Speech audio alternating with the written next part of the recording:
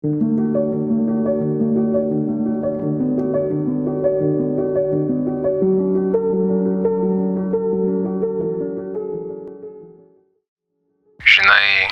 pavargau.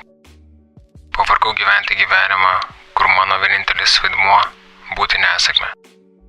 Pavargau būti tuo per jautriu, nieko nesugebančiu, visiems trūktančiu. Pavargau nuo visų tų žodžių, kurie man lėtai griauna gyvenimą. Pavargau nuo žmonių, kuriuos vadinau savo šeima, draugais, artimaisiais.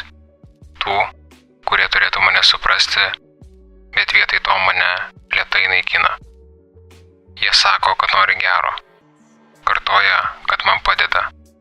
Bet kaip? Kai kiekvieną dieną jų žodžiai skaudina giliau, nei bet kokie mėlynė. Kai sako, tu nieko nepasieksi. Tu nevertas daugiau. Jie galvoja, kad tai tiesiog žodžiai. Bet tie žodžiai liko manyje. Jie tapo manimi. Kiekvieną kartą, kai pažvelgiu į veidrodį, aš girdžiu jų balsus. Kai pasakau, kad man blogai, juokiasi. Ką čia dramatizuoji? Kai tylėdamas bandau iškęsti, randa naujų būdų įskaudinti. Sako, kad turėčiau dėkoti už jų tiesmukiškumą. Bet ką dėkoti, kai jaučiuosi lyg griūvančiam pastate, kuriuo niekas nenori gelbėti. Kai psichologiškai jaučiuosi lyg mane kažkas traiškytų kasdien. Visi tiesiog nusisuka. Žiūri į mane, lyg būčiau raupsuotas. Jie net neklausia, kodėl man taip sunku. Tarsi mano skausmas būtų nematomas. Arba dar blogiau, nereikšmingas.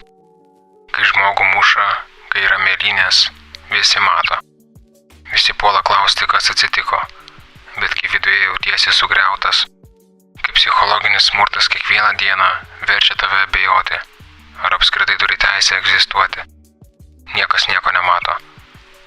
Visi tik sako, čia tik fazė. Išmoksi susitvarkyti. Bet aš nesitvarkau. Aš byru. Šeima spaudžia. Draugai tyčiojasi arba tiesiog nusisuka. Visuomenė kalba, kad reikia tiesiog būti stipriam. Bet kas yra stiprumas? Ar stiprus žmogus turi gyventi kiekvieną dieną su mintimi, kad geriau būtų dingti? Aš jau ant tos ribos. Pavargau gyventi kaip svetimas tarp žmonių, kurie mane vadina artimu. Pavargau nuo žodžių, kurie galėjo būti meilė, bet virto peiliais. Dažnai pagalvoju, gal jie pastebėtų, jei manęs tiesiog nebebūtų. Gal tada jie suprastų, ką padarė. Bet bijau, kad net tada jie sakytų, pats kaltas. Silpnas buvo.